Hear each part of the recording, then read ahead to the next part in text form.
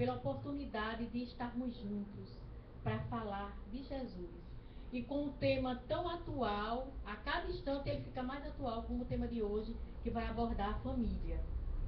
E com certeza nós vamos sair daqui hoje com os nossos ouvidos assim, maravilhados, porque o nosso querido amigo irmão César, ele gosta do que faz, conhece a doutrina e vai trazer para nós a problemática família, porque na realidade não é?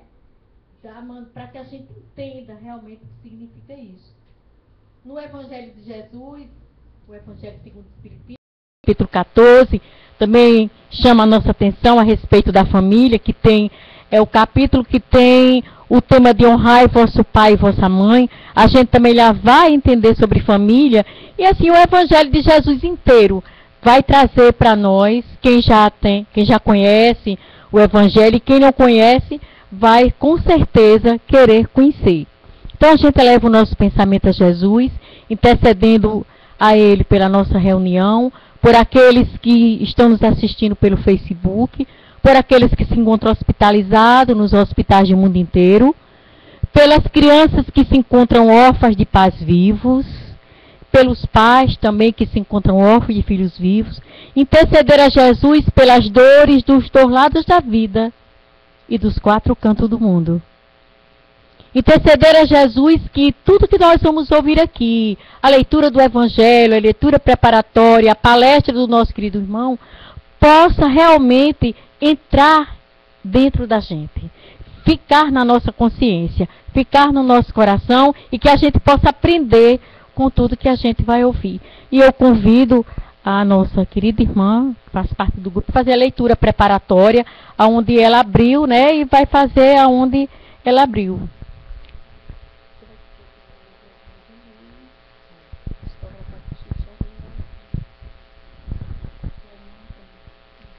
Boa noite, meus irmãos. O texto vai ser sobre do Vinha de Luz, escrito por Francisco Cândido Xavier, e a parte que eu abri aleatoriamente foi sobre no campo, certo? O campo é o mundo. Jesus tem o seu campo de serviço no mundo inteiro. Nele, naturalmente, como em todo campo de lavoura, há infinito potencial de realizações, com faixas de terra excelente e zonas necessitadas de arrimo, corretivo e proteção. Por vezes, após florestas dadivosas, surgem charcos gigantescos, requisitando drenagem e socorro imediato. Ao lado de montanhas aureoladas de luz, aparecem vales envolvidos em sombra indefinível. Troncos retos alteiam-se junto de árvores retorcidas. Galhos mortos entram em contrastes com frontes verdes, repletos de ninhos. A gleba imensa do Cristo reclama trabalhadores devotados, que não demonstrem predileções pessoais, por zonas de serviço ou gênero de tarefa.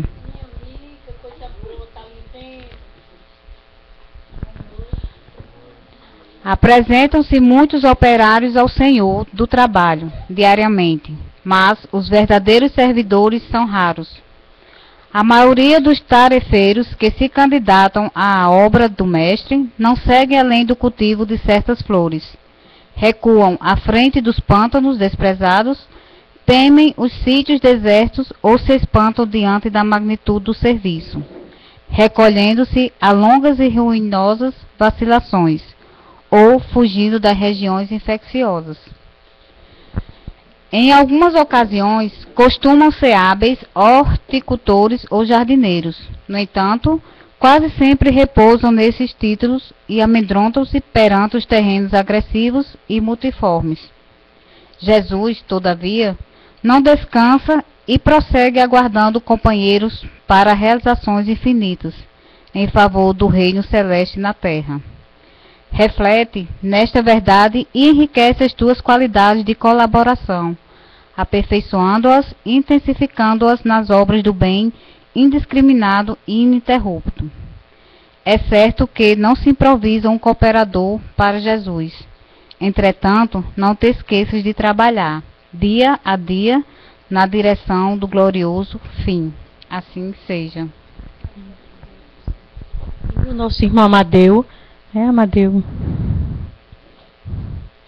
Para os que estão chegando hoje, o Amadeu, o querido Amadeu, é o presidente da nossa casa.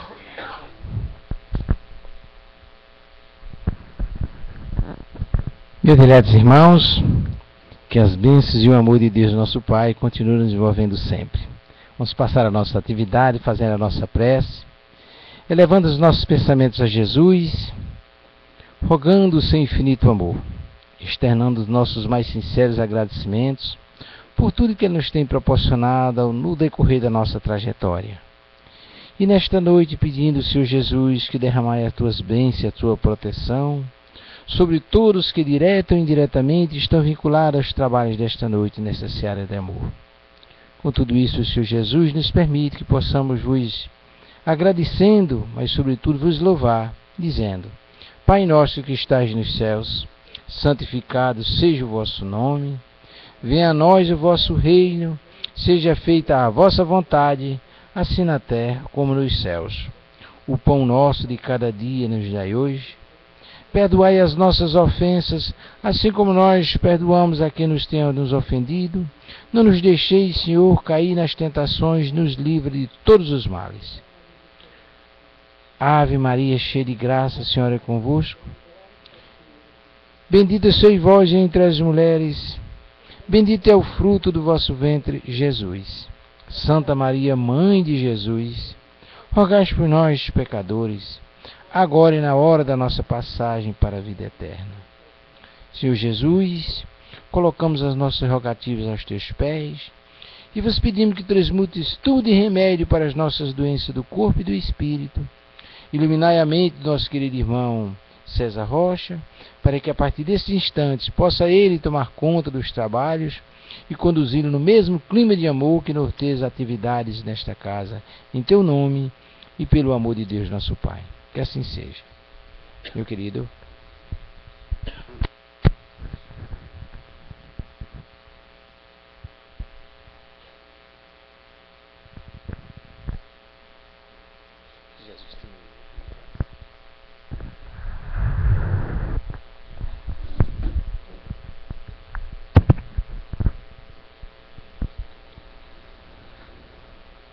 Boa noite a todos. É um prazer poder retornar a esta casa de oração para que possamos, nestes minutos que nos são ofertados, conversar a respeito de um determinado tema. O tema proposto na noite de hoje, a dinâmica familiar e os seus desafios. É interessante nós começarmos a observar os novos arranjos familiares, né? Ou aquelas pessoas que assumem o papel do pai e da mãe, né? A nossa sociedade no terceiro milênio tem outro formato, né? E nós temos que ter um olhar benévolo, de compaixão, né? Acabar com os preconceitos, entender, né, o nosso papel aqui na sociedade, o porquê que existem as famílias, né? Desde sempre as famílias existiram. Qual seria o projeto de Deus, nosso Pai, ao instituir a família? Se forma ao acaso ou tem um objetivo? Será que o acaso é apenas o nosso orgulho em não querer aceitar um planejamento muito mais sério por trás de tudo isso? Será que a instituição família, ela existe apenas para nós brincarmos, nos deleitarmos, fazer o tempo passar? Então, nós vamos nos apoiar em algumas passagens do Livro dos Espíritos, em especial, que é o livro básico da codificação espírita, que foi publicado a 18 de abril de 1857 em Paris. Vamos utilizar um capítulo do Evangelho segundo o Espiritismo, que foi publicado em 1864, a fim de que possamos refletir a respeito do tema. Nós trouxemos uma frase de Mahatma Gandhi, né? Mahatma, a grande alma, Gandhi, que libertou toda aquela nação hindu do jugo britânico. Gandhi dizia, mesmo que você esteja em uma minoria, a verdade ainda é a verdade. E aí tão interessante é que Gandhi, ele não era cristão. Gandhi era hinduísta. E certa feita, em uma entrevista ao repórter Dominique Lapierre, quando perguntado a respeito se ele era ou não cristão, ele faz um comentário muito interessante. Ele diz que não é, mas que havia lido do Evangelho as bem-aventuranças.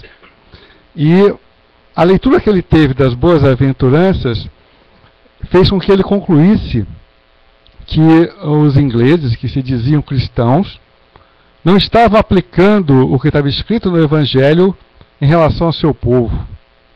E ele, apesar de não ser cristão, vivia como um cristão. Então, Gandhi já nos convidava a uma reflexão. O que é importante enquanto filosofia ou religião para nós? É apenas colocarmos um rótulo? Ou vivermos aquilo que a nossa filosofia ou religião está apregoando? Que é muito mais difícil. Nós sabemos, e os Espíritos dizem, que nós não somos perfeitos. Se fôssemos perfeitos, não estávamos aqui. O fato de sermos espíritas, por exemplo, não nos torna anjos. Né? Nós somos pessoas perfectíveis. Estamos no caminho, por uma lei do progresso, buscando hoje ser melhor que ontem e amanhã melhor do que hoje, buscando incessantemente a nossa transformação moral, que não é fácil. Nós sabemos que sempre temos dois ouvidos e tem uma voz positiva do lado esquerdo e a voz negativa do lado direito.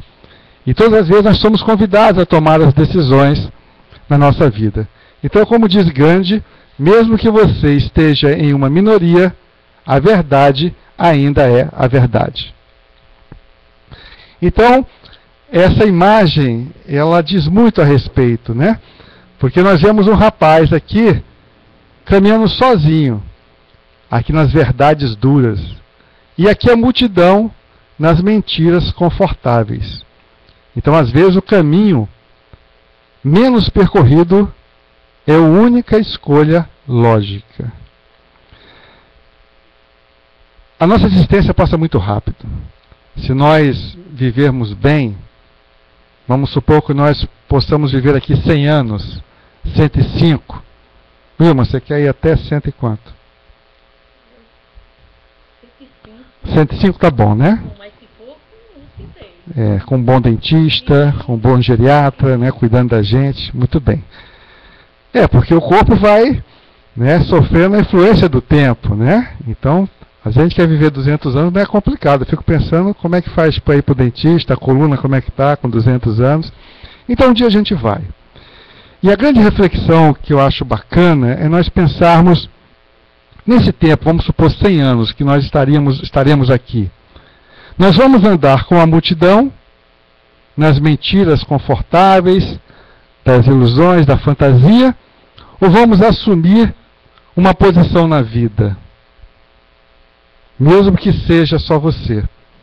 Antes de começar a exposição, eu conversava com as minhas amigas, a gente estava conversando ali no cantinho, e uma falava, a outra falava, olha, só eu na minha casa sou espírita. Na minha família só eu sou espírita.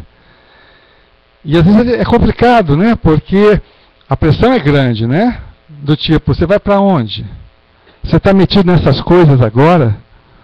É verdade, a gente escuta. Do tipo, leva a rede, dorme lá.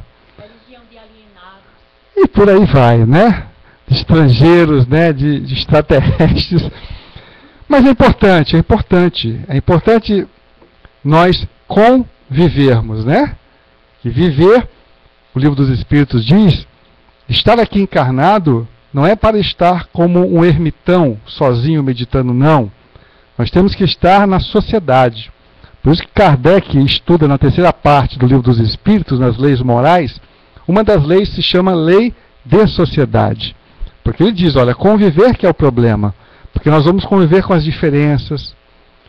E os Espíritos esclarecem, nós aqui nesta Assembleia estamos em degraus diferentes de maturidade espiritual.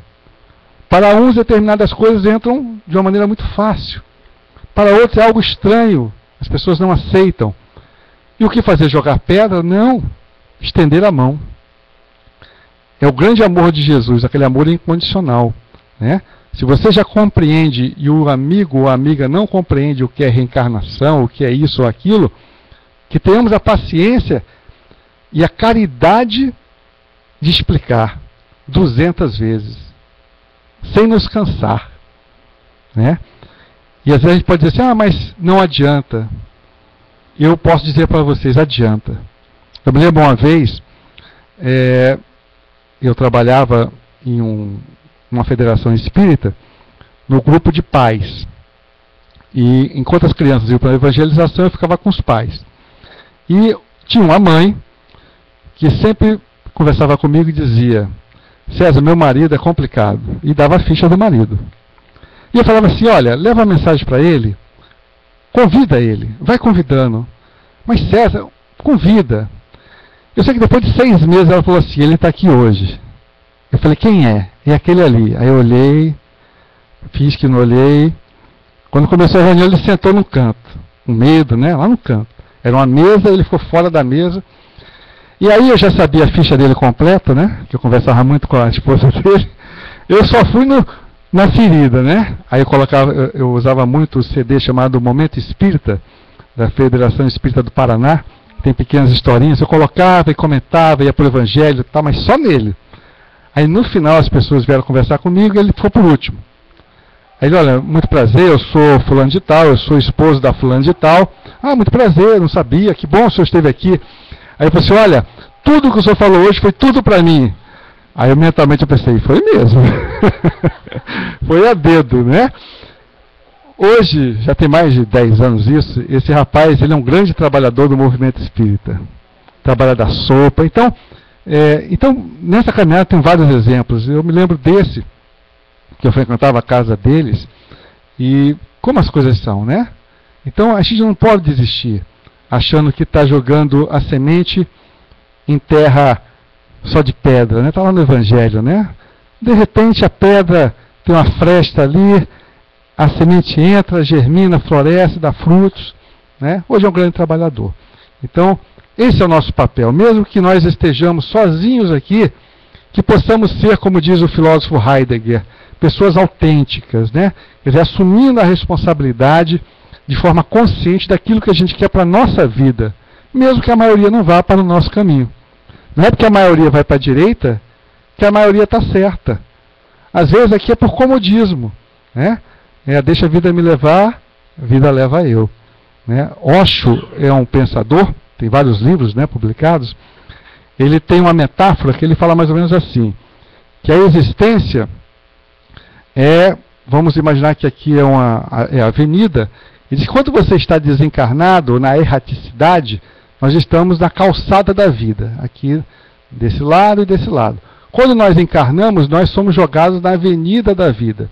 Só que ao sermos jogados, muitos de nós somos levados pelo pessoal da direita, pelo pessoal da esquerda. Então você não está se apercebendo o seu passo, você está indo com a multidão. E de repente você desencarna, porque um dia nós vamos retornar à casa do Pai, e você não aproveitou a sua existência aqui. Né? E em contrapartida, esse cidadão está sozinho, não tem ninguém empurrando, mas cada passada que ele está dando é de maneira consciente.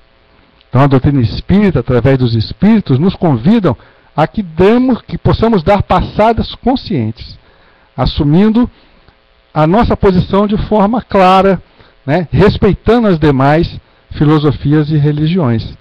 A doutrina espírita não faz proselitismo, ela não impõe nada, ela expõe a imortalidade, Deus amor, reencarnação, Jesus modelo e guia, e acima de tudo, a nossa conduta. Né? Porque se a nossa conduta não exemplificar aquilo que a gente acredita, a nossa pergunta é, será que está surtindo algum efeito a nossa filosofia, a nossa religião? É uma pergunta. Então, nós temos lá no Evangelho: conhecereis a verdade e a verdade vos libertará. De quê? Dogmas, preconceitos, principalmente dos dogmas.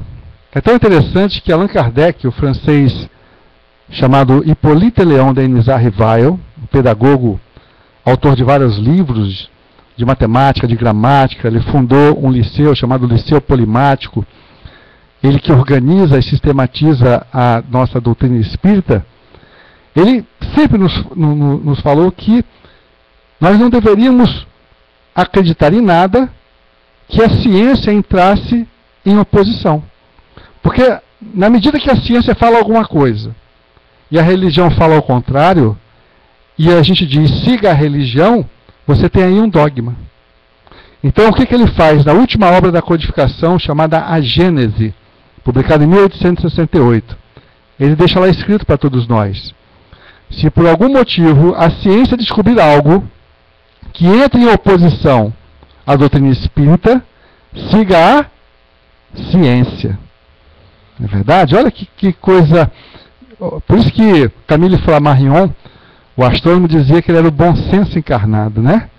Le bon sens incarné. Por causa disso, dessas coisas, né? Porque nós temos que caminhar com o tempo. No início da nossa fala falamos dos novos arranjos familiares. Nós temos que ir adaptando, né? Porque a lei do progresso, ela acontece em todas as esferas. Então nós temos que ter um olhar, né, crítico, não no sentido de criticar, mas de analisar os novos tempos e os novos arranjos. Então, nós podemos dar alguma, digamos assim, sugestão nesta noite. Poderia ser essa: tu sofre, Pai Arnápio tem a solução. Bens e cobreiro, tira bicho de pé e unha encravada. Batiza filho de mãe solteira, resgata FGTS e cancela cartão. Tira qualquer tipo de demônio do corpo e de qualquer lugar. Cura congestão, afta, hemorroida. Traz de volta marido e descobre corno. Atendemos qualquer horário. Venha com fé, que o resto é com ele. Portanto, Pai Arnápio. É um dos caminhos que a sociedade oferece. Eu trouxe este aqui que eu peguei na internet, mas tem vários outdoors na cidade convidando. Não é o Pai Arnápio, mas tem outros. Mas quem quiser conhecer o Pai Arnápio, se for no Google, deve ter o endereço dele. Mas a nossa proposta de hoje não é o Pai Arnápio.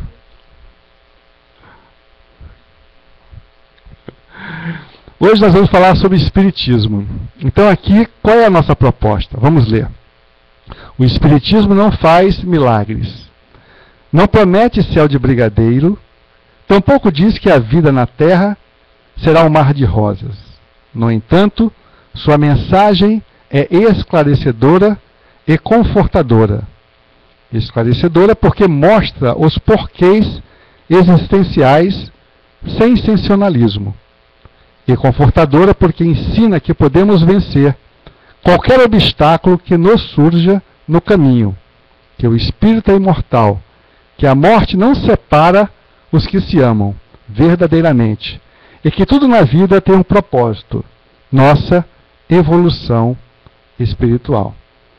Portanto, esse painel deveria estar exposto na entrada de cada casa espírita. Não é verdade? Porque às vezes as pessoas querem milagre, né? E não há milagres. Pergunto: quantos passos eu devo tomar para ficar bom? Eu falo: eu tomo até hoje, estou melhorando. Não tem a quantidade certa, né? Então não faz milagre, porque não adianta você tomar o passe aqui e sair por aquela porta e, através da sintonia do seu pensamento, voltar aos pensamentos antigos, né? Porque é uma questão de imã. Os espíritos desequilibrados se aproximam novamente e você adoece com o tempo. Então, a questão é com a casa espírita? Não. A questão é com você. Por isso que não há milagres. E se nós olharmos o Evangelho, o que Jesus falava sempre? Ele se aproximava das pessoas e perguntava: que queres que eu faça? Será que ele não sabia? Claro que ele sabia, mas ele perguntava porque é como se dissesse: você está afim de mudar? Ou não? Vai ter esforço.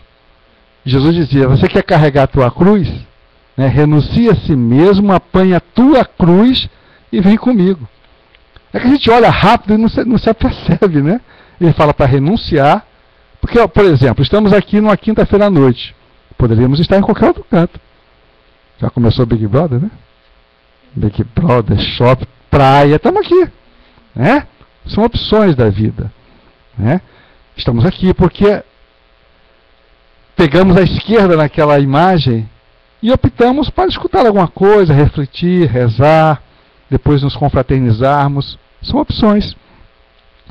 Então não há milagres. Né? A vida não é um mar de rosas. O Evangelho fala, Jesus, no mundo tereis aflições. Crede no Pai, crede em mim. Eu venci o mundo. Não foi no mundo.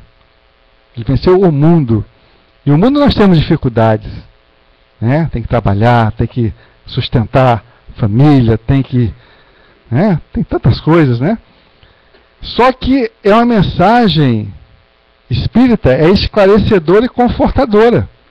Porque se pegarmos o Evangelho novamente, no capítulo 14, no Evangelho de João, Jesus, conversando com os apóstolos certa feita, ele já estava prestes a ser crucificado, os apóstolos perguntam, mestre, vais nos deixar a sós?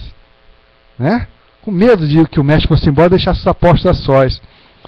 Ele falou assim, olha, eu vou, mas eu rogarei a meu Pai, e ele mandará para todos vocês o Consolador prometido, que vai dizer tudo que eu digo, que eu disse, e algo mais, porque naquela época nós não tínhamos ainda a maturidade de compreender determinadas lições, né? Que nem um aluno do jardim da infância que não vai integrar, não vai entender derivada, integral, lógica, ele não entende, mas no devido tempo ele passa a entender. Então Jesus deixa esse Consolador prometido que nós, através dos Espíritos, entendemos que é a revelação espírita. A primeira revelação foi de Moisés, a segunda revelação foi de Jesus, e a terceira revelação é dos Espíritos, personificada na publicação de uma obra, o Livro dos Espíritos, e todas as suas obras subsequentes. Nos diz que o Espírito é imortal. Portanto, que coisa boa, irmão. A gente não morre. Particularmente, desde garoto, nasci em berço católico, eu achava muito estranho e não aceitava que a gente ia morrer. Então eu vivia atrás de padre. Acho que eu comprei metade dos livros das Edições Paulíneas, lá no Rio de Janeiro. Porque eu não aceitava que a gente ia morrer. Eu falei, mas como é que morre? Vai para debaixo da terra e aí, acabou. Não pode. Certa feita eu fui a um velório de um tio meu, que eu me dava muito bem com ele, e eu olhando ele ali deitado no esquife, eu falei, meu Deus, cadê meu tio? E acabou, como é que a pessoa tão alegre, tinha uns olhos bonitos, aquele corpo quente, estava frio, aqueles lábios estavam murchos, né, pele fria, eu falei, meu Deus. E aí eu fui na minha busca, né, aquela busca do adolescente, até que um dia me deram o Livro dos Espíritos. É interessante que eu deixei guardado esse livro, porque eu fiquei com medo. Eu falei, os Espíritos vão pular do livro. Imagina, Livro dos Espíritos, você levando para o seu quarto e apagando a luz. Não vai dar certo. E todo mundo dizia, né? Eu lembro que eu estudava no Colégio Militar do Rio, lá dentro do Colégio Militar, tem um núcleo da Cruzada dos Militares Espíritas. Então quando eu passava, minha mãe, ó, cuidado, meu filho, cuidado. Então eu já passava longe, olhava assim por trás da parede, o pessoal que saía dali. Geralmente centro espírita não tem nome, alguns não tem nome na porta, mas é cheio de carro, o pessoal entra, daqui a pouco sai todo mundo. E eu ficava olhando esses centros espíritas, meu Deus, o que eles fazem lá dentro? Né? Até que um dia eu entrei e vi que se fala de Jesus, se fala de amor, as pessoas são autênticas. Tem pessoas desequilibradas? Tem. Mas tem em qualquer canto. Tem em qualquer local. E a diferença entre doutrina espírita e movimento espírita. A doutrina é pulcra. Até hoje nenhum ponto foi contestado. Apesar de Kardec ter colocado, se houver algum ponto em discordância, siga a ciência. Mas o movimento espírita é mais confusão que eu vejo no movimento. Às vezes a pessoa fala assim, eu não vou mais, não sou mais espírita. Eu falei, por quê? Me decepcionei com fulano. Eu falei, mas fulano é fulano, não é doutrina. Ah, mas agora eu vou virar isso, vou virar aquilo. Eu falei, ok. Eu acho que você não entendeu a proposta da doutrina. Né? Se você estava buscando lá perfeitos, anjos, realmente lá não é o lugar. Talvez você não encontre esse lugar aqui na Terra, porque dizem que o planeta é de provas e expiações, então o mundo ainda não é aqui. Então quem somos, né? Nós pegamos a frase de um padre, viu, católico, Teilhard de Chardin, olha o que ele diz, em pleno século XIX para o século XX. Não somos seres humanos vivendo uma experiência espiritual. Somos seres espirituais vivendo uma experiência humana. Teilhard de Chardin, padre. Quer dizer, não é o rótulo. Olha o pensamento desse padre aqui, é um padre diferenciado. Né? Então é isso. O que nós somos? Né? Nós somos o corpo material. Não sei se acontece com vocês, mas com o passar dos anos, os corpos vão sentindo alguma diferença. Meu amigo, você já notou o seu corpo mudar alguma coisa? Quando o senhor tinha 20 anos para cá? Um pouquinho, né? Pois é.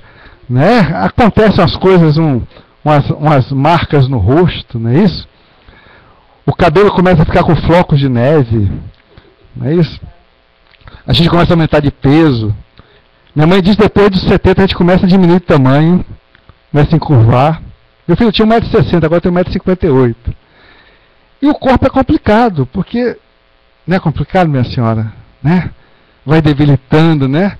Às vezes quando a gente é garota, a gente levanta para cá rápido. Quando vai chegar nos 40, 50, já dói aqui, dói ali. Papo de pessoa da melhor idade, já fez aquele exame? E aquele? Como é que está a sua taxa? E o colesterol? Você come açúcar? Né? O meu pai fala uma coisa assim, eu acho bacana. Meu pai tem 82 anos, ele e minha mãe. Os dois moram lá no Rio de Janeiro. Eu disse, meu filho, essa vida é engraçada. Quando a gente é novo, a gente pode comer tudo. Pode comer tudo que a sociedade oferece, né? Doce, tudo. Mas não tem dinheiro para pagar. Aí a gente trabalha, envelhece, ganha dinheiro. Aí na hora que a gente pode pagar, não tem saúde para comer. Não é complicado? Vamos fazer um ofício para Deus, uma petição, né? Pedindo para inverter esse processo. Um abaixo-assinado, que na hora que a gente está em condições, né, meu amigo? Já está quase aposentado, agora que eu vou comer aquele quindim, aquela pizza, não pode. Que aumenta as taxas. Agora você fica imaginando quando o doutor chegar para você e falar assim, corta o sal e corta o açúcar. Vai viver de alface? Complicado, né?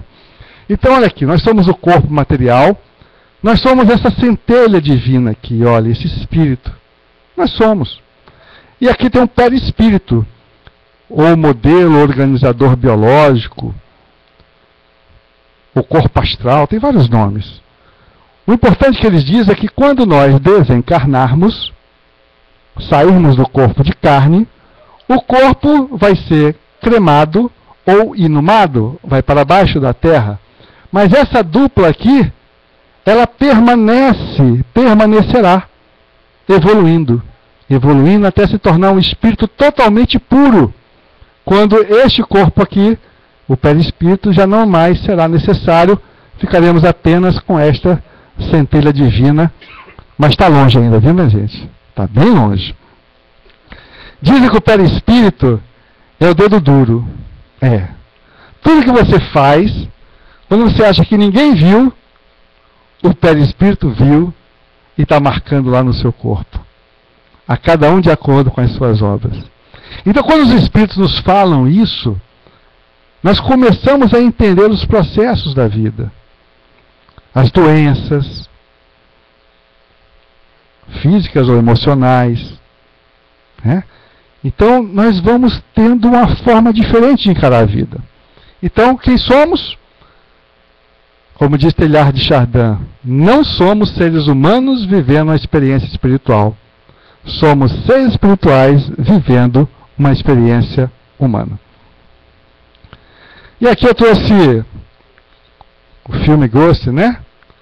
Ele já não está mais aqui entre a gente. Viajou, né? Através de um câncer de pâncreas, né? Então você não tem um espírito. Na verdade, você é um espírito que tem um corpo. Olha como muda o enfoque da vida. Né? Nós não somos corpo, nós estamos no corpo. E esse filme realmente ele é um divisor de águas, né? quando ele é assassinado, né, pelo ladrão, aqueles que viram o filme, o espírito e o perispírito desacoplam do corpo, e ele fica vendo o corpo, e ele não entende, né? Como muitos de nós também não entenderíamos. Por isso que os espíritos perguntam, Kardec pergunta aos espíritos, o fato de ser espírita ajuda? Ele falou, ajuda.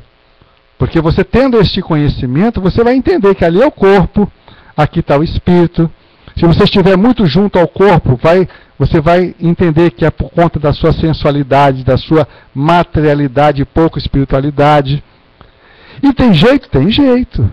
Aproveita o tempo em profundidade se espiritualizando. Né? Aproveita enquanto estás no caminho. Porque quando chegar a hora de partir, não sabemos mais. Então, essa frase, ela é bem uma metáfora bonita, né? Ter um piano em casa não faz de você um pianista. Assim como ir à igreja não faz de você um cristão. É o grande, né? Olha lá, eu não sou cristão, mas eu li o Sermão das Bem-aventuranças, eu pratico aquilo, vocês cristãos não praticam. Então, ter o piano em casa, e se você não aprender a tocar, não for disciplinado, não tomar as aulas, a gente não vai aprender. Por isso que os espíritos dizem, espíritas, amai-vos o primeiro mandamento, instruí-vos o segundo. Conhecereis a verdade vos libertará. A fé espírita é uma fé raciocinada, não é uma fé cega. Nós temos que entender o que estamos fazendo, por exemplo, quando formos tomar um passe. O que é uma reunião de esclarecimento, uma reunião mediúnica? Qual o objetivo de uma palestra espírita? Será que apenas absorver o conteúdo? Ou se nós colocarmos aqui do meu lado um médium que tem uma evidência, ele vai dizer, olha, estão trabalhando ali no seu chakra, tem um espírito trabalhando aqui no seu chakra, tem uns dois ali do seu lado. Por quê? Eles dizem que durante o dia tentam nos ajudar, mas a nossa mente é tão tumultuada que nós não oferecemos sintonia. E na hora que nós estamos, por exemplo, numa palestra, ao direcionarmos o pensamento em determinado movimento, eles podem trabalhar nos nossos chakras, né, através de passe, e a gente nem se apercebe. Então nós estamos ganhando conhecimento, e eles já estão trabalhando aí. Certo? Todas as escolhas, meus amigos e amigos, têm perdas. Quem não estiver preparado para perder o irrelevante, não estará apto para conquistar o fundamental. Então nós temos que decidir qual caminho deveremos seguir. Eu coloquei aqui Alice no País das Maravilhas. Alice vem caminhando na floresta, se depara com um gato e pergunta para o gato, qual caminho eu devo seguir? O gato pergunta para ela, você quer ir para onde? Ela fala, eu não sei. E ele responde, para quem não sabe, qualquer caminho serve. Então, qual é o caminho que nós queremos seguir na nossa existência? Você está transferindo essa responsabilidade para o padre, para o pastor, para o atendente na casa espírita? Ou você vai observar de tudo, como diz Paulo, reter o que é importante para você e realizar a sua escolha, entendendo que algo você vai perder. Algo você vai perder. Agora, essa coisa que você vai perder será fundamental? Acredito que não. Será irrelevante.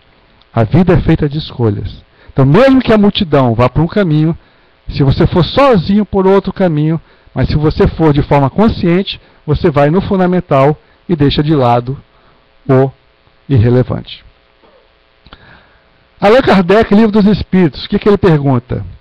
Quando na erraticidade, antes de começar nova existência corporal, tem o espírito consciência e previsão do que lhe sucederá no curso da vida terrena? Resposta. Ele próprio escolhe o gênero de provas por que há de passar. E nisso consiste o seu livre-arbítrio. Livro dos Espíritos, pergunta 258. Então, esse negócio de dizer, eu não escolhi isso. Essa minha família é complicada. Né? Então, se nós estudarmos, nós vamos ver lá, por exemplo, erraticidade é um nome técnico que os espíritos dão quando nós não estamos encarnados. Quando estamos num corpo de carne, encarnados. Ao desencarnarmos, vamos para um local chamado erraticidade. É um mundo espiritual. Então, quando lá, antes de reencarnar, quer dizer, antes de começar nova existência corporal, você tem consciência e previsão de que vai acontecer no curso da vida terrena? Tem. Você prepara o seu projeto reencarnatório. Alguns espíritos mais primitivos não têm essa capacidade, mas a partir de determinado momento você já participa dessa escolha, desse projeto. Só tem um detalhe: ao reencarnar, cai o véu do esquecimento. A gente não lembra de quem foi. Tem alguns que se lembram. Quando eu pergunto, você foi o quê? Rei, rainha, príncipe, né? Leão, né? Só. Napoleão, né? Só o Chico era a pulga do leão, né? Chico Xavier que dizia. Mas o restante é só... Mas tem uma explicação, sabia? Porque a pessoa é príncipe, princesa. Esses orgulhosos estão aqui. As pulgas e os escravos e os vassalos já estão bem mais adiantados, né? Não tiveram tanto orgulho, tanta vaidade. Porque no mundo espiritual não vale o que você tem, vale o que você é. O título fica. Então muitas pessoas que passam despercebidas pela humanidade chegam no mundo espiritual vitoriosos, ao prestarem contas da sua administração. Existe um livro que eu recomendo chamado Voltei, que conta a história de um espírita chamado Frederico Figner. Existe o pseudônimo dele, Irmão Jacó. O livro Voltei. Ele, enquanto palestrante espírita, membro da Federação Espírita Brasileira, quando a sede era no Rio de Janeiro, ele dizia: olha, quando eu desencarnar, eu venho contar para vocês como foi meu desencarne, como foi a minha chegada no mundo espiritual. Entre parênteses, achando, né? Lê o livro.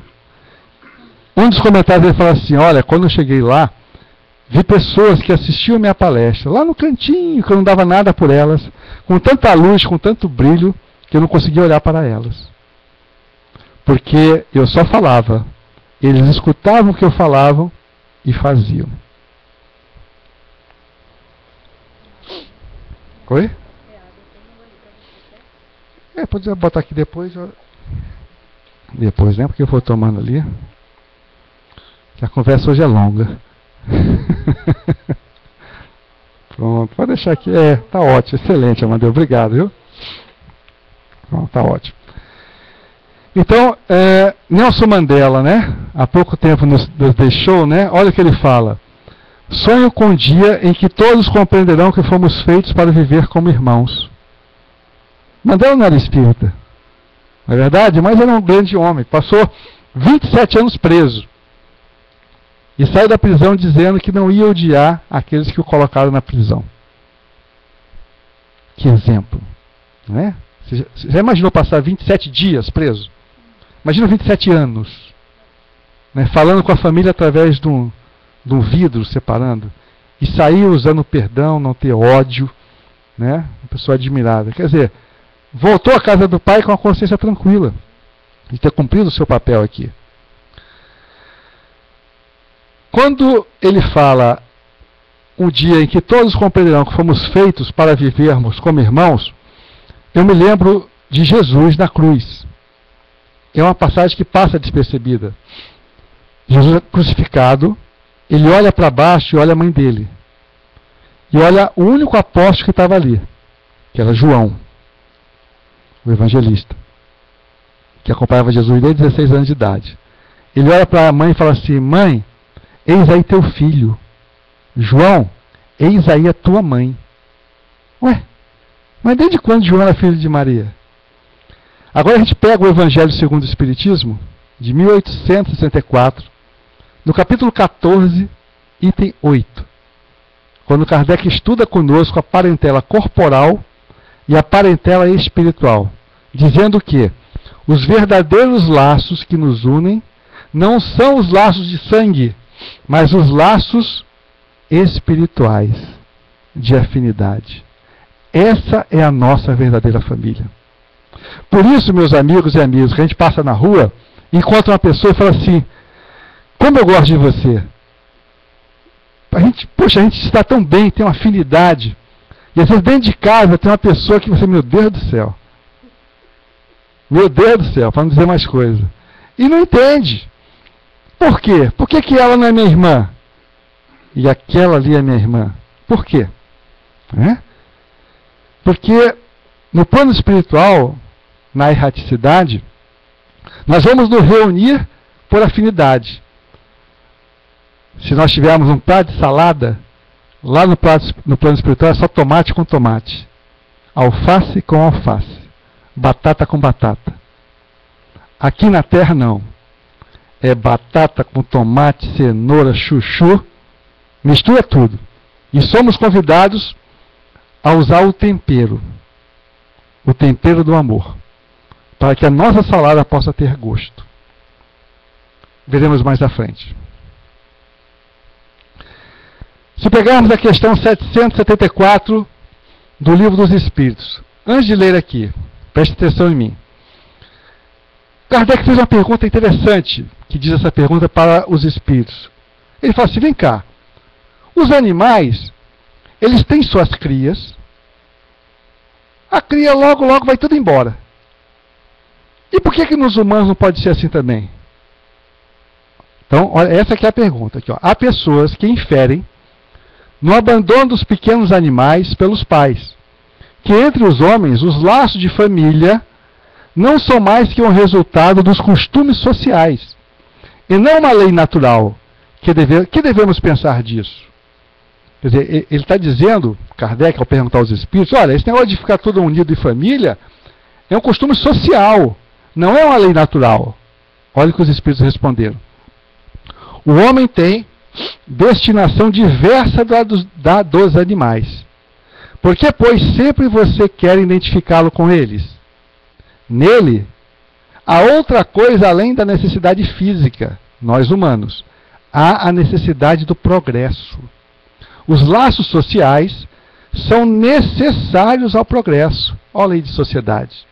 E os laços de família estreitam os laços sociais. Eis aqui porque os laços de família são uma lei natural. Deus quis que os homens aprendessem assim a amar-se como irmãos. Porque imaginem, meus amigos, se não tivesse a instituição família. Por exemplo, eu estou olhando o Ilma aqui, mas de repente eu volto aqui só no meio do ano. Então é muito fácil amar a Ilma. Vejo de 6 em 6 meses. Agora você amar uma pessoa que você convive 24 horas, que conhece, segundo Carl Gustav Jung, o lado sombra e o lado sol dela, os defeitos e as virtudes, é difícil. Então, a instituição família existe para que nós possamos conviver.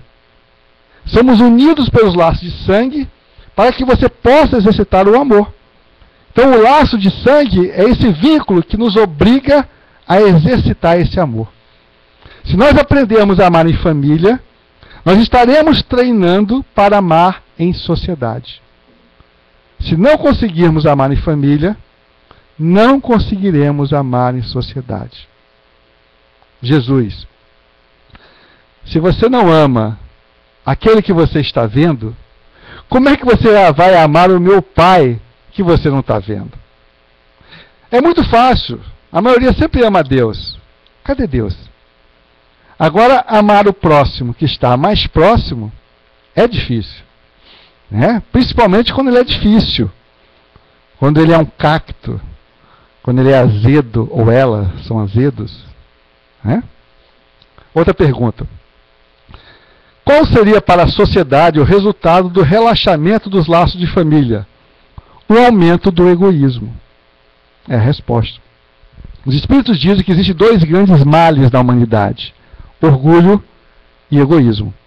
Então, se a instituição família for extinta, vai haver um aumento do quê? Do egoísmo. Certo?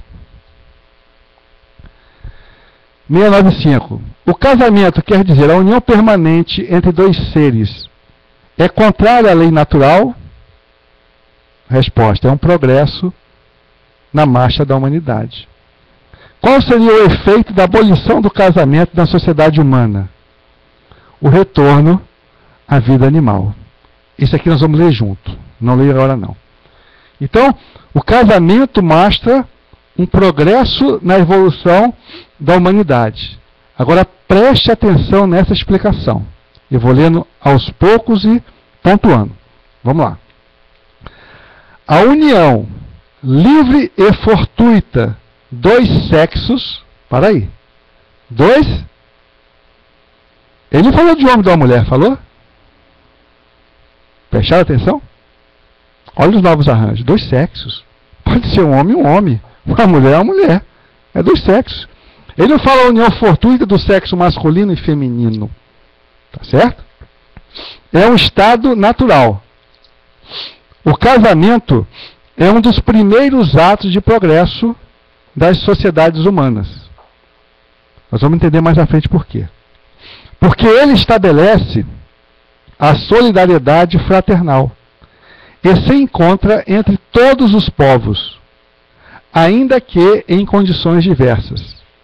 A abolição do casamento seria o retorno à infância da humanidade e colocaria o homem abaixo, homem quando ele fala aqui é humanidade, não é nem homem nem mulher, o homem abaixo mesmo de certos animais que lhe dão o exemplo de uniões constantes. Então, essa união mostra o avanço da humanidade. Essa união que se chama casamento. Qual das duas, a poligamia ou a monogamia, está mais conforme com a lei natural? Ele diz, a poligamia é uma lei humana, cuja abolição marca um progresso social. O casamento, segundo os objetivos de Deus, deve ser fundado sobre a afeição dos seres que se unem. Com a poligamia não há afeição real, mas sensualidade. Quem é que veio antes, a poligamia ou a poliandria? Poliandria. A poligamia é um homem que se une a várias mulheres. Se nós formos para a Arábia hoje, nós vamos ver uniões poligâmicas. Um homem num harém com várias mulheres. A poliandria é o inverso. É uma mulher com vários homens. E na história da humanidade, as uniões poliândricas antecedem as uniões poligâmicas. Mas ele diz que isso não é amor, é sensualidade. Não é contra a lei natural. Por quê? É simples.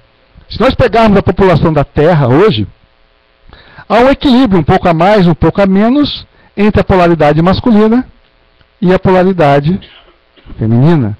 Então, se tiver um homem com várias mulheres e vice-versa, alguém vai ficar sobrando. Né? Então, se a gente puder dividir ao meio, nós vamos montar, independente se é homem com mulher, homem e mulher, se é homo, hetero, não interessa. Mas são duplas. É isso que é uma lei natural. Tá certo? Vai. Quando a gente reencarna, a gente imagina que vai dar largada e vai chegar aqui, né? Só que na realidade, o que acontece? Alguém se assemelha a essa caminhada aqui? Não é desse jeito? Mas ninguém fala, né? Olha, você vai crescer, meu filho, vai estudar, vai encontrar uma moça bonita, vai casar, você vai se formar, e vai para o exterior, e vai ganhar dinheiro, e tá. A gente bota aqui na estrada. Talvez essa estrada aqui, essa aqui de cima, pode ser no mundo feliz. Dentro do conceito da pluralidade dos mundos habitados, o mundo celeste, o divino, mundos felizes, talvez seja assim. Por quê? Não temos tantos débitos a resgatar. Então é uma coisa bacana, uma viagem bonita. Mas no período de provas e expiações, tem que ter prova, né? Tem que ter natação, escada, né? Chuva, tem tudo aqui, né? Tudo que a gente tem direito. E quem for feliz chegará ao final. Não se sabe como, né? Como diz Paulo de Tarso, combati o bom combate, né? Fui perseverante, cheguei ao final, né? E venceu. Driblando. E Paulo de Tarso foi considerado morto várias vezes, né? Jogado para fora das cidades. Porque hoje até mudou muito, mas a novela das 6 dizia que era tudo bonito, né? Já viu novela assim? A moça já acorda de batom, de escova, arrumada, né? A mesa já está posta, não tem que fazer café, não tem que cortar queijo. É tudo, mas a vida é assim. O carro é tudo novo, não tem carro velho. Não tem mecânico, né? Tudo bonito, né? Então, e a gente acredita que a vida é assim. né? Mas a vida não é assim. Agora, minha gente, vamos começar a nossa viagem. O cinto está aí do lado, viu? Pode apertar. Qualquer turbulência, máscaras cairão. Vamos colocar as máscaras de oxigênio. Tá certo? Que vai começar a viagem agora. Viu, meu amigo? Lembra quando você namorava? Lembra, né? É bom, não é bom? Tem coisa melhor que namorar? Tem não. Você vai pegar a namorada, ela está perfumada, está arrumada, escovada, tá só coisa boa, né? Rindo para você, você sai, passeia, depois vai comer alguma coisa, deixa ela em casa, acabou. Aí você chega em casa, você joga a calça de um lado, a toalha do outro, você se acaba, né? Mas na frente, né? É aquele artista da Globo, né? Aquele artista, né? Os dois, né? Mas a vida não é assim. Então, minha gente, namoro, né? Tudo começa no namoro. E é tão interessante a questão do namoro, que a gente fica escutando coisas do tipo.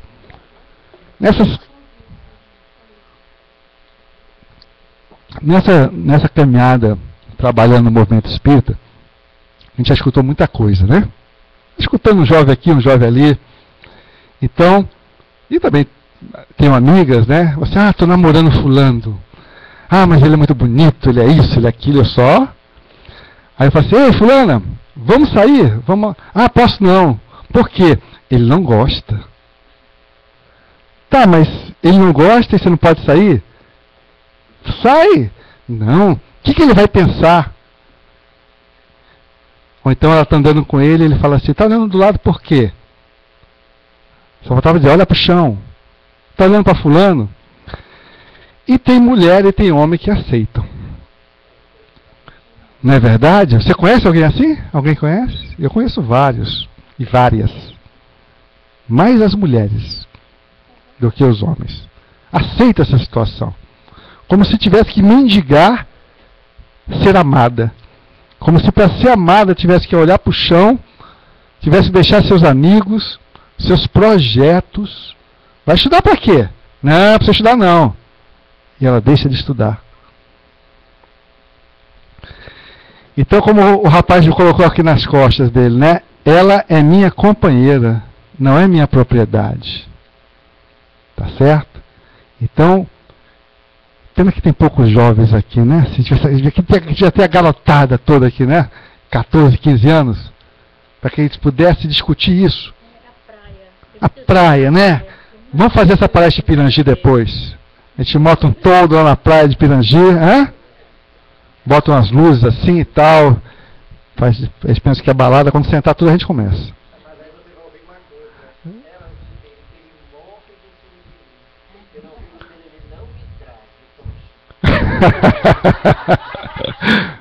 não Tá vendo? Renato, né, Renato? Renato, tá vendo? Olha o depoimento aí do nosso amigo aí. Opa. Então, o ideal é que quando você conhece uma pessoa, ideal, que você convivesse bastante com ela. Não tem aperreio para casar. Principalmente, isso aí nem se fala, né?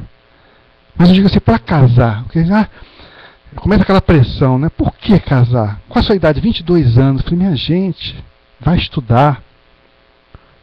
Mais do que isso, conheça a pessoa. Conviva com ela. Conviva para você ver. Quem já teve 20 anos aqui, já chegou aos 30, sabe que dos 20 aos 30 anos a cabeça faz assim, ó. É verdade. Eu chegando aos 50, minha... mas dos 20 aos 30 ela já mudou muitas vezes. Às vezes você está numa loja, compra um CD, na época você comprava CD, vou comprar esse CD. Chega em casa, meu Deus, por que eu comprei esse CD? Um CD, você imagina como vai pro relacionamento. Aí quer casar, e aí é muito bom. Namorar, aí noivar, bota aliança, aí chama os pais, festa, bolo, salgado, jantar, viagem, casa, aí um olha para a cara do outro. Aí o dinheiro acaba, né? O dinheiro acaba, não tem mais viagem, não tem mais nada, é o dia a dia, aí separa. Então para que o aperreio? Antigamente as pessoas casavam não só por amor. Vamos ver depois no próximo slide essa questão de amor. O que é gostar Apaixonar e amar. Mas tinha uma lei do levirato que era mais ou menos assim. Está lá no Evangelho. Diz que uma mulher, o esposo dela faleceu. E ela não teve filhos. Aí o irmão mais velho foi obrigado a casar com ela. Casou. Logo depois morreu. Aí a lei mandou o outro irmão mais velho casar com ela. Casou. E logo depois ele morreu. História lá no Evangelho. E os 7 irmãos casaram com ela. E os 7 morreram. Aí um fariseu, ou melhor, um saduceu, se aproxima de Jesus e pergunta: Jesus, o saduceu não acreditava na vida após a morte. Então ele foi uma pergunta capciosa. Ele falou assim: Jesus, dos 7 que casaram com ela, os 7 morreram. Quando ela morrer, qual dos 7 vai se casar com ela lá? Já que ela foi casada com os 7? Aí Jesus responde: os filhos deste mundo casam-se e dão-se em casamento. Mas aqueles que forem julgados dignos de viver a vida futura, não mais se casam e nem se dão em casamento, pois se assemelham aos anjos que vivem nos céus. Quer dizer, o casamento é uma necessidade aqui. Então, para você formar família, para juntar pela consanguinidade, para conviver, para reconciliar. Mas lá é outra coisa. Lá a relação é outra, não é de marido e mulher. Porque se somos reencarnacionistas, quantas mulheres e maridos já tivemos? Quantos pais e quantas mães? Isso é lógico.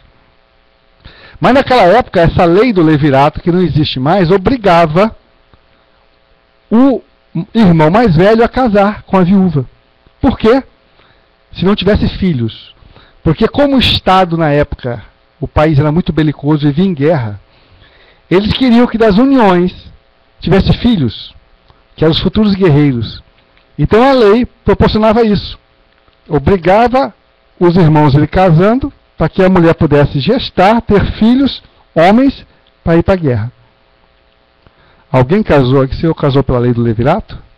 Não, né? Casou por amor, né? Coisa boa, né? Hoje em dia a gente deve casar por amor. Amor é quando você sabe que a pessoa não é perfeita, mas aprende a amar até os defeitos dela. Isso é amor. Não é o amor da Globo, viu? Desculpa a Globo, viu? Pode ser SBT, Bandeirantes. É quando você sabe que a pessoa não é perfeita. Quem é perfeito aqui nesse mundo? Ah, mas ela é maravilhosa. Ela é perfeita. Nossa, é a mulher dos meus sonhos. Não é perfeita. E vice-versa. Não, é um príncipe. É o Cauã Raymond. E a Grazi Mazzaferra. Meu Deus, né? A princesa e o príncipe e tal. O Caio Castro e tal, né? Viagem na maionese, né? É quando você sabe que a pessoa não é perfeita, mas aprende a amar até os defeitos dela. Ser tolerante. Isso é tolerância. Pois é. A pergunta dela, todos os defeitos? Guarda essa pergunta. Mais pra frente. Não, nem todos. Nem todos. Deus é Deus de misericórdia. Córdia, coração. Miséria, das nossas misérias. Se a pressão for forte, não todas. Veremos mais à frente quando formos ver as separações. O que é gostar? É quando você se apega a uma pessoa e começa a apreciá-la. Mas estou gostando tanto daquela menina. Nossa, é a menina da minha vida. Eu gosto tanto dela. Né? E vice-versa. Ah, eu estou com aquele gatinho. Eu gosto tanto dele e tal. Os olhinhos brilhando, né? Aquele arrepio assim, né? Ah, né? Já passaram por isso, né? É bom demais, gente. É bom demais ir para o cinema, a sessão de 14 anos de idade. Ela está assim na fila do cinema, você vai lá, compra pipoca e vai, pega na mão. Hoje está mais diferente, mas na época pegava na mão e sentava na cadeirinha do lado, aí a mão ia chegando assim pro lado, assim, aí colocava a mão na mão. Ai, meu Deus do céu, uma coisa assim do... Nossa, meu Deus do céu, eu peguei na mão dela, né? Assim, década de 70, né? Paixão é quando você acha que a pessoa é perfeita. Aí é perigoso. É perfeito. Não é não, Renata? Perfeita. Nossa, perfeita. Minha namorada é perfeita. Minha namorada é perfeita. Aí, você não conhece meu esposo. Meu esposo é perfeito. Né? Um Apolo. Minha esposa é perfeita. Daqui a pouco, cadê fulano? Não, a gente separou. Né? Porque tem uma dica, viu, minha gente? Quando a gente encontrar o pessoal na rua, não pergunta nem pelo fulano, nem pela fulana. Pergunta assim, como vão todos? Como vão todos? Aí a pessoa, fulana já foi, agora é Beltrana e tal, né? Porque senão você não se constrange. Como é que vai?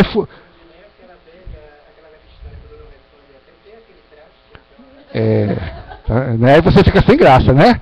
Então você vai dizer, como é que vão todos? Como vão todos? Aí a pessoa dá logo o recado, né? Aí você vai. Pode passar.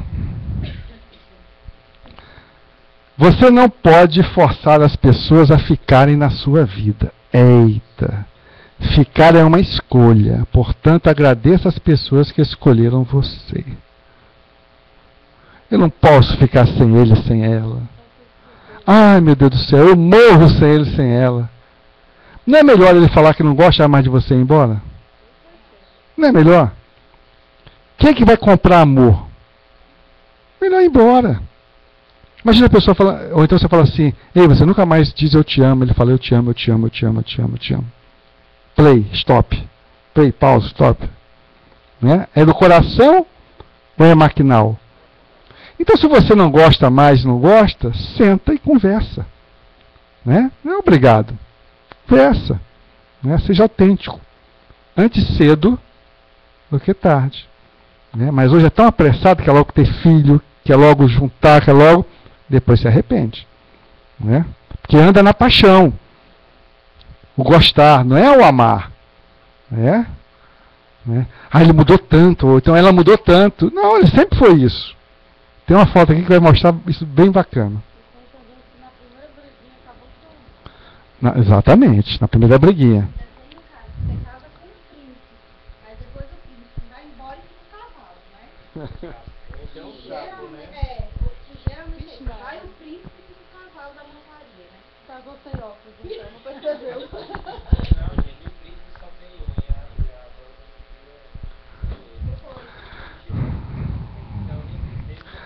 Agora, olha só, estão falando muito em príncipe e princesa. Quem é que na infância não escutou, quando era garota, aquela historinha do príncipe e da princesa? A menina, olha, você vai casar, vai usar a roupinha da Cinderela, vai encontrar o príncipe, vai botar o sapatinho no seu pé. Aí você cresce achando que isso é verdade. Aí o príncipe vira sapo, né? E a princesa vira bruxa, né? Então, minha gente, olha só. Quando você casa, existe uma mudança radical. Quando você é solteiro, você conjuga o verbo das suas ações na primeira pessoa do singular. Eu quero, eu vou para o futebol, eu vou para a praia, eu vou para o shopping. Quando você passa para uma relação a dois, o verbo já passa, ou deveria ser conjugado, na primeira pessoa do plural. Nós podemos ir? Então é nós, não é só eu. Isso muda tudo. Nós podemos ir ao estádio. Ela fala assim, hoje eu estou indisposta, meu bem. Mas vá, eu fico aqui. Você quer ir? Vá. Eu queria que você ficasse do meu lado. Aí começa. Então, viver a dois é que nem dirigir com um carro que não é automático. Você tem que passar a marcha, a segunda marcha, a terceira, a quarta, engatar ré. Vai no ponto morto. Tá rindo, né, meu amigo? A embreagem não tem... Muito bom, a embreagem no tempo certo. Porque se for fora de tempo, o que acontece? Arranha, né? Arranha, não pode arranhar. Então, olha aqui. Essa frase eu achei interessante. O casamento é um relacionamento a dois, no qual uma das pessoas está sempre certa e a outra é o marido.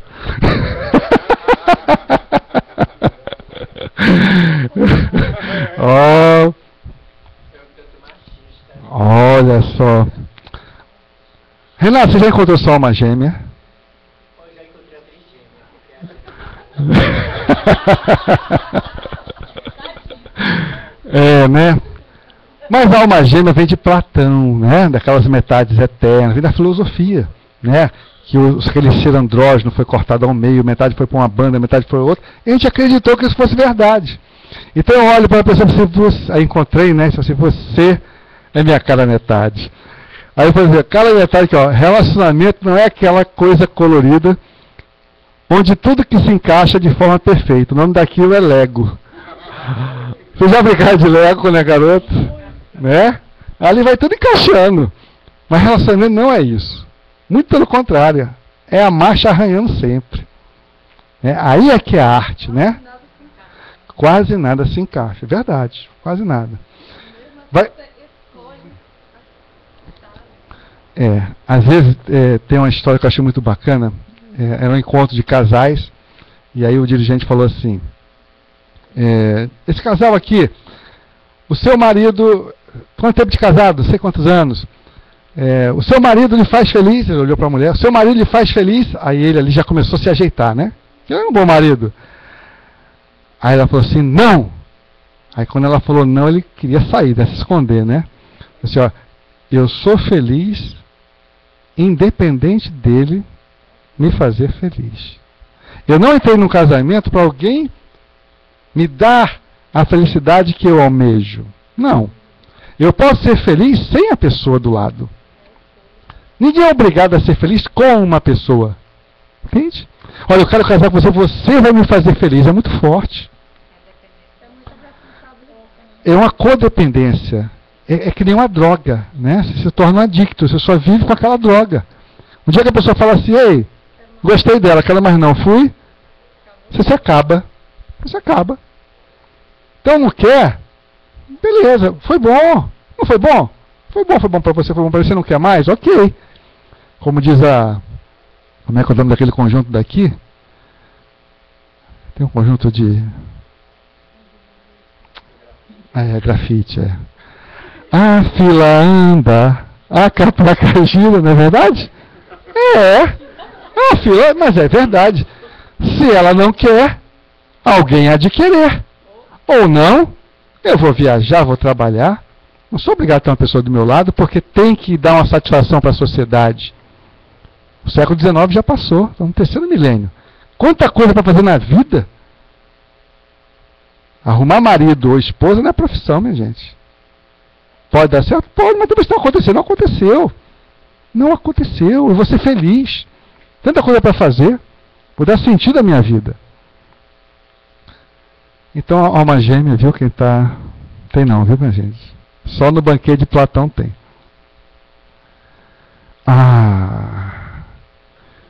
Quando casa, o que acontece com o rapaz? Ele começa a mudar as faces dele. E começa a chegar para a esposa dele e falar assim, ei, leva esse capim lá pro gado.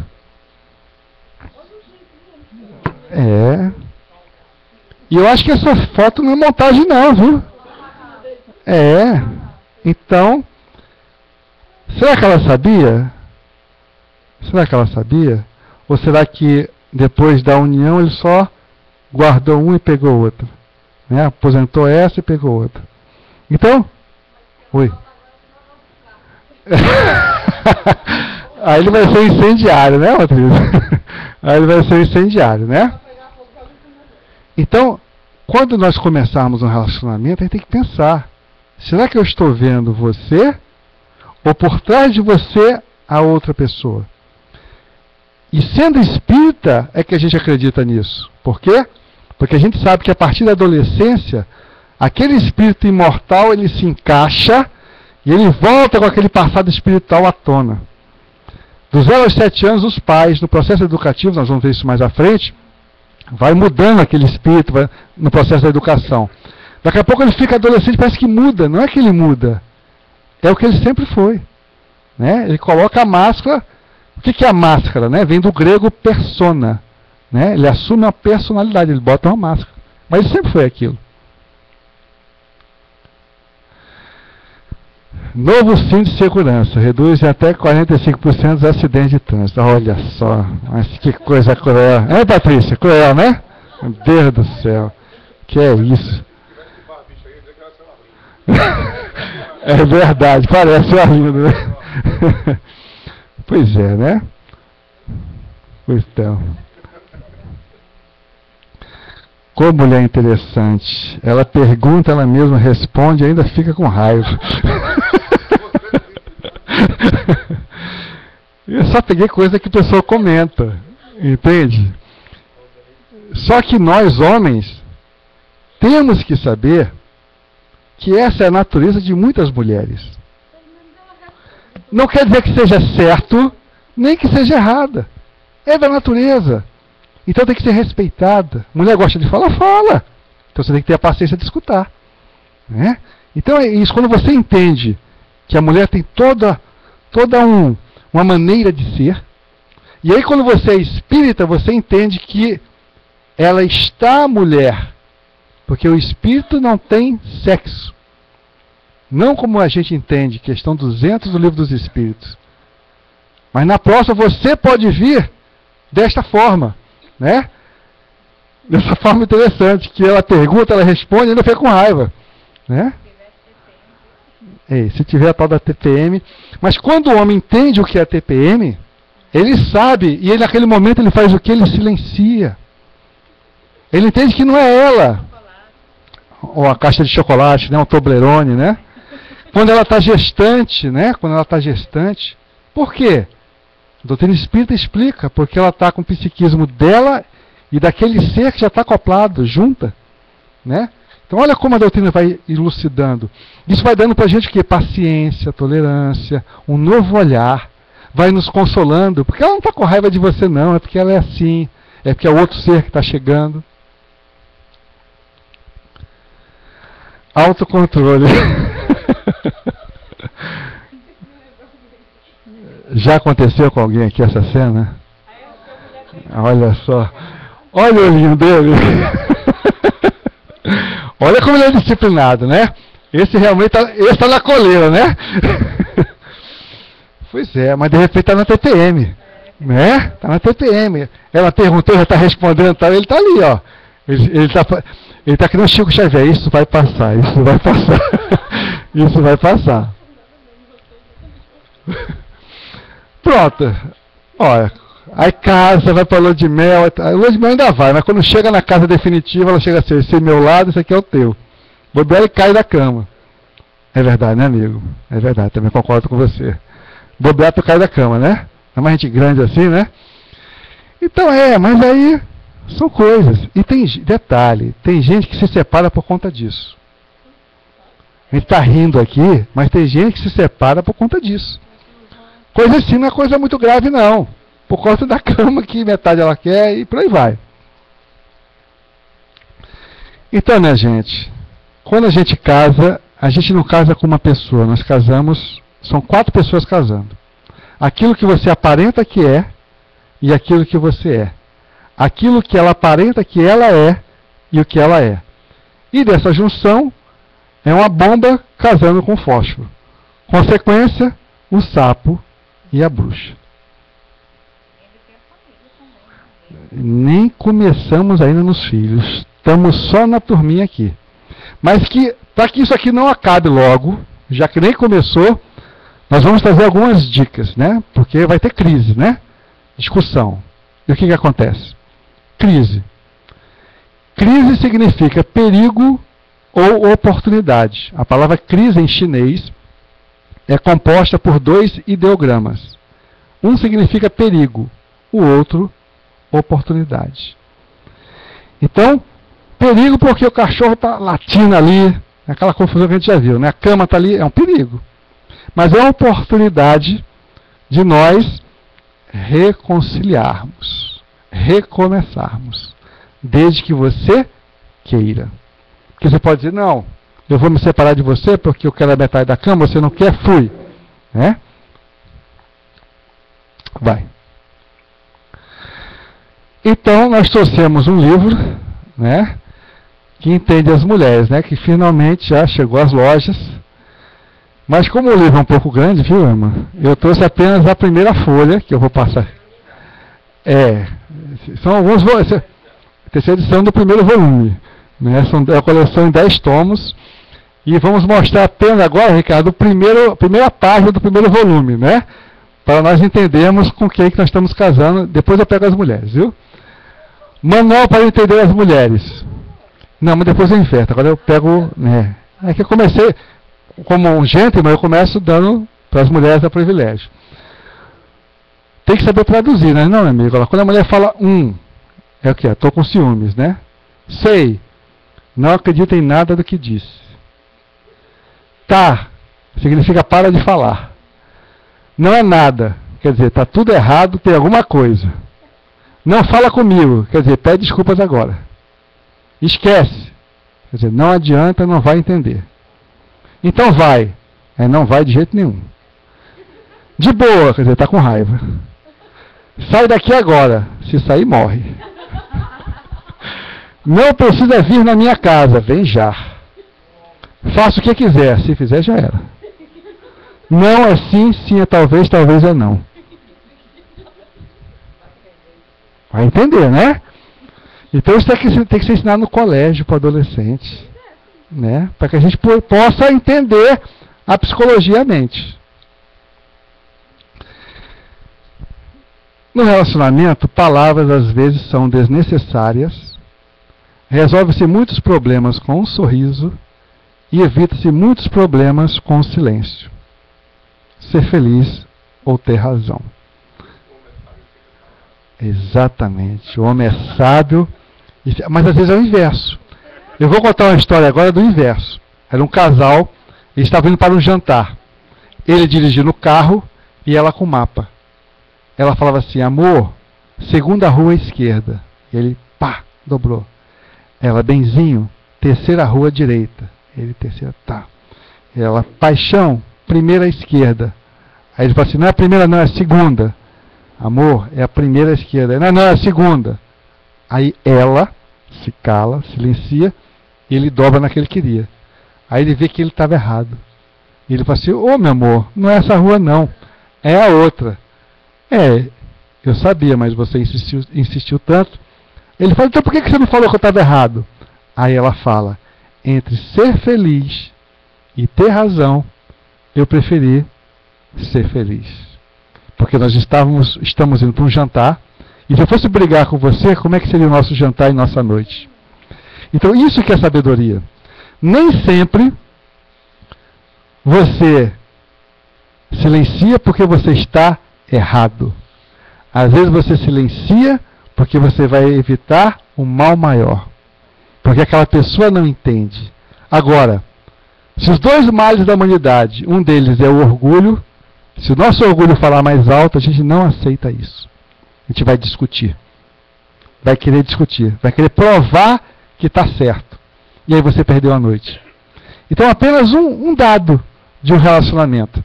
Né? Então, às vezes, nem sempre o silêncio quer dizer que você perdeu. Às vezes o silêncio mostra a sua vitória. Mostra a sua coragem. Coração. Agir. Você teve coragem por agir pelo coração, silenciando. Né? E assim você vai tocando a relação. Então você pega uma pessoa de 40 anos juntos, você, vocês nunca discutiram? Ele falou, já discutiu? Você já teve razão e ficou quieto? E vice-versa? A senhora também? Por quê? Porque a gente quer levar a relação. Né? Então é a balança. Porque quer levar a relação. Porque se não quer, cortou o cabelo, não gostei não.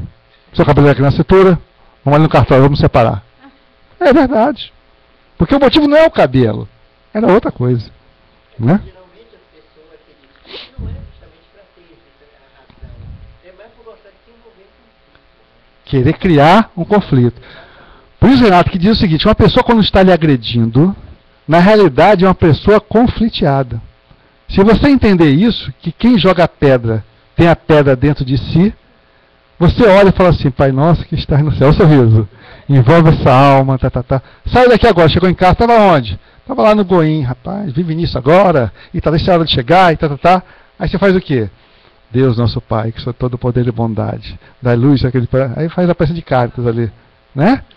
Que vai entrar na sintonia. Mahatma Gandhi dizia, olha que Gandhi dizia, abre aspas, eu permito ao agressor me agredir, mas não me dou o direito de agredi-lo, porque toda vez que eu agrido o meu agressor, eu baixo o meu tônus vibratório e entro na frequência do meu agressor. Se eu estou em paz e você me joga pedra, se eu for discutir com você, eu baixo a minha vibração.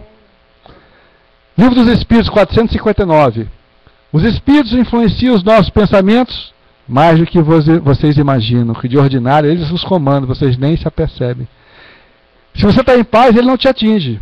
Mas na hora que você desequilibra e baixa o padrão, ele entra na sintonia. Aí começa o processo obsessivo. Obsessão simples, fascinação, subjugação. Vai. Chico Xavier, quando alguém lhe provocar irritações, pega um copo de água, beba um pouco e conserve o resto na boca. Não a ponha para fora, nem a engula, enquanto durar a tentação de responder. Deixa a água banhando a língua, esta é a água da paz. Exemplo.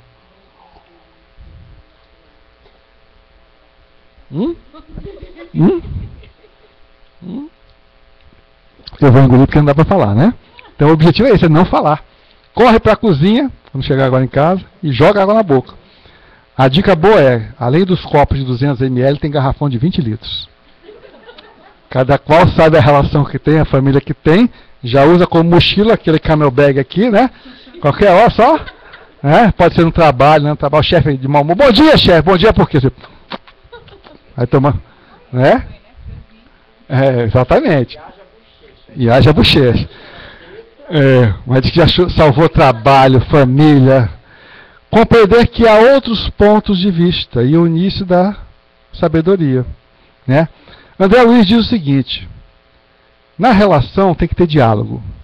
Ele fala assim: todas as vezes que o diálogo fugiu do casal, a afetividade já foi embora muito, muito antes. Então o sinal da afetividade entre duas pessoas é o diálogo. Ele trabalha o dia todo, chega em casa, ele abre o jornal, pá! E ela vai para a cozinha cuidar dos meninos. Aí acabam como dois estranhos durante 30 anos. Aí as crianças crescem, vão embora, ele olha para ele, para ela, prazer, sou seu esposo, foi bom, como vai, tchau, fui. Não aguenta. Passou 30 anos sem conversar. Na hora que as crianças crescem, cai na real, vai embora. Então diz que o diálogo é o termômetro. E diálogo, minha gente, não é discutir tese de doutorado não, viu? É conversar besteira. Besteira. As besteiras. Qualquer coisa. Rir, né? Inventa qualquer coisa. É o diálogo. E outra coisa, os homens aqui. Se você conseguir escutar a mesma pergunta 5 vezes sem se irritar, você passou no teste. Pode. Do tipo, meu amor, o dia tá bonito hoje. Você fala, o dia tá lindo e tal. Daqui a 10 minutos, meu amor, o dia tá bonito. Aí você fala assim, o dia tá lindo, tal, maravilhoso. Daqui a 10 minutos, meu amor, o dia tá bonito. Não, o dia tá bonito, maravilhoso. Tá... Na quinta vez, o dia tá bonito. O dia tá bonito, tá maravilhoso. Se você passar nesse teste da paciência, vai longe. Porque normalmente você está perguntando de novo. Já viu recém-casado lua de mel?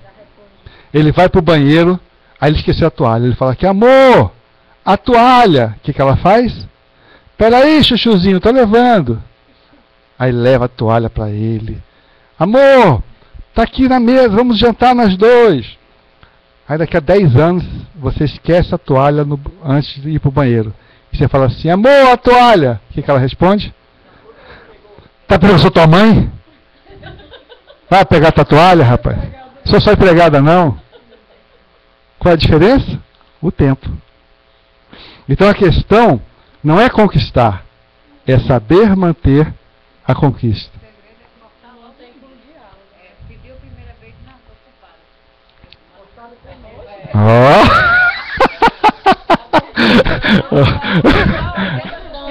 Senão vai transformar a gente na empregada mesmo. Tá vendo aí como nós somos diferentes? Cada qual tem uma visão, né? Cada qual sabe no bar que anda, né? Ela quer levar, ela não quer, ó. Olha a confusão boa. Vamos em frente. Porque nós somos diferentes, minha gente. Olha quem falou em ciúme. Quem falou em ciúme. Olha essa imagem aqui, olha. Será que ela quando crescer vai ser ciumenta? Que a foto não é montagem não, olha só a carinha dela aqui. Minha gente, essa frase para mim é tudo. ciúmes para quê? O que mantém o gado no pasto é a grama e não a cerca. Guardada as devidas proporções, que aqui é para animal, né, não é para ser humano. Mas preste atenção, o que mantém o gado no pasto não é a cerca, é a grama. E o que é a grama num relacionamento? Adianta você falar assim, você vai para onde? Vai para onde? Vai para onde? Estava onde? Foi aonde? Fala, tá pensando? Tá rindo por quê? Tá nervosa? Ó, sentiu o clima? Aí ela falou assim, eu fui na padaria comprar pão. Todo dia eu não vou comprar pão? Eu falei, vai no pão. Aí quando eu tô lá no meu esquife, no meu funeral, aí aparece outra pessoa lá, aí ela tá com um filho, aí não sabe por quê. Ela vai dizer aqui, não, foi na hora que eu comprar pão.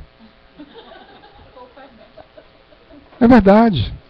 Olha, nessas escutas, a gente escuta cada história, né, Wino? Eu escutava conversa de gente, sabe fazer o quê? Casais casados marcavam para se encontrar no shopping. No shopping. Porque eram muitos carros. Então ela dizia para ele assim, meu amor, vou pro shopping. Botava lá. O namorado fazia o quê? Vou pro shopping. Botava o carro. Ambos estavam shoppingando. Aí saíam do shopping. Depois voltavam a pegar os seus carros no shopping. Então quem é que vigia sentimento? Então o sentimento se honra, né?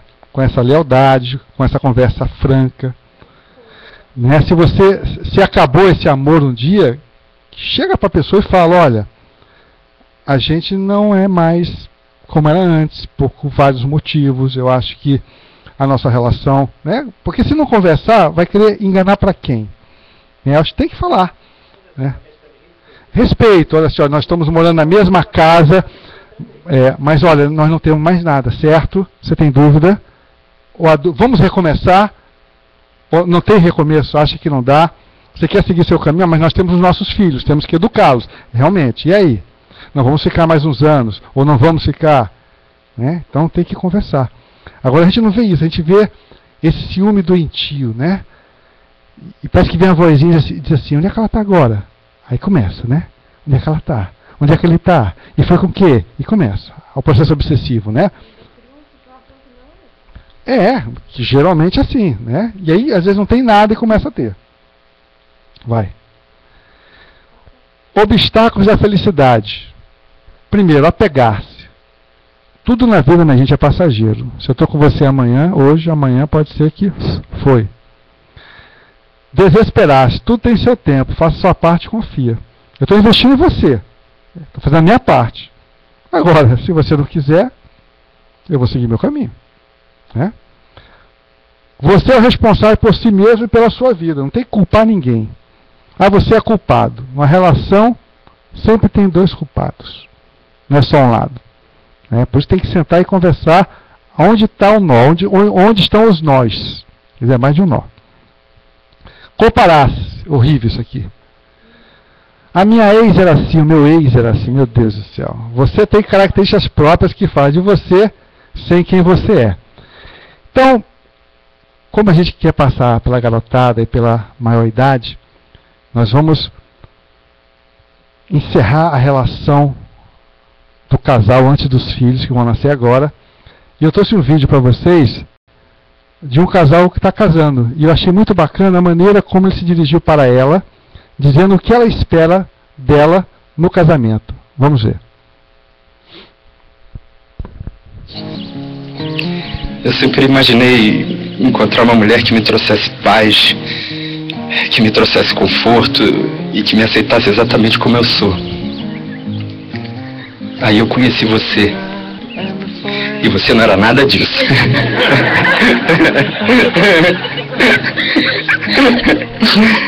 Ao invés de paz, você trouxe um monte de novidade para minha vida.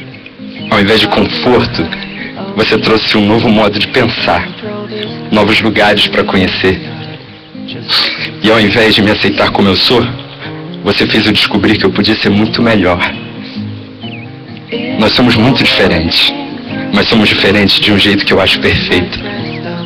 Porque a gente se complementa. Você é tudo que estava faltando na minha vida. E eu espero, sinceramente, poder ser o mesmo para você.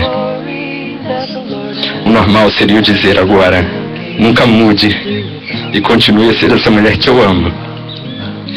Mas na verdade, eu vou dizer, continue mudando, porque assim você continua mudando a minha vida. Eu te amo, cada vez mais e cada vez de um jeito novo.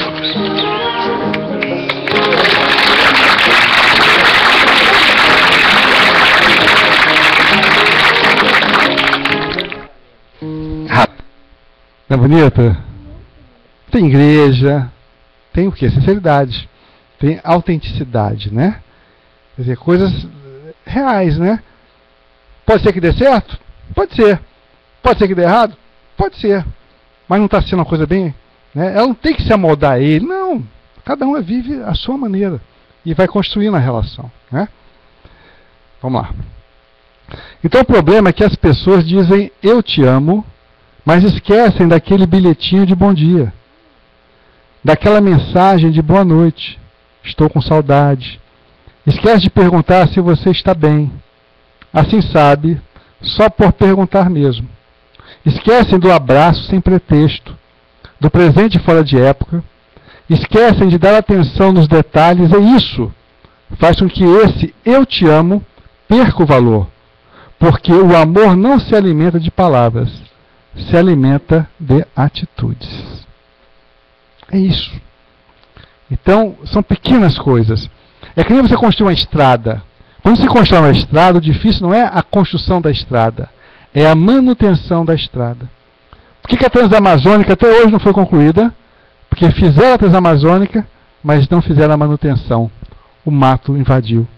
Assim são as relações. Você conquista, faz todo aquele investimento, dá buquê de rosas, leva para jantar, manda bilhetinho, conquistou o casal, teve filho, acabou. Acabou.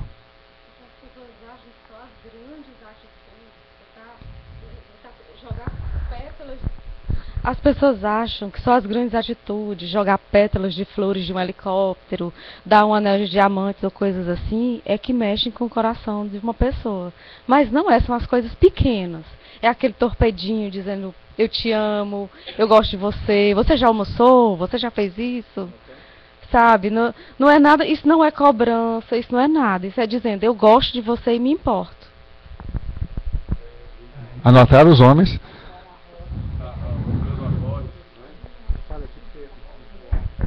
Ok, eu já, inclusive, já contei aqui na palestra que os meus avós fizeram 72 anos de casado.